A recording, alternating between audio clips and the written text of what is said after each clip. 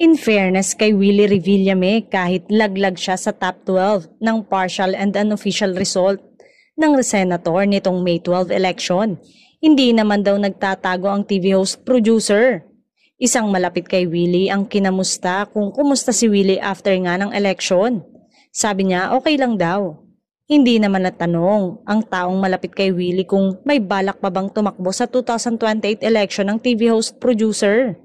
Samantala, isang taga-Media Quest naman na may kinalaman sa Will to Win game show ni Willie Revillame ang tinanong kung pag-uusapan na ba kung kailan babalik sa TV5 ang kumandidatong senator. Sabi lang nito, katatapos pa lang naman ang eleksyon, wala pa, hindi pa namin alam kung kailan mag-uusap tungkol sa comeback ni Willie.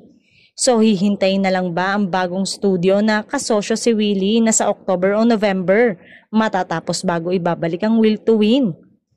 Can't say pa umano dahil wala pa talagang napag-uusapan, chika nito.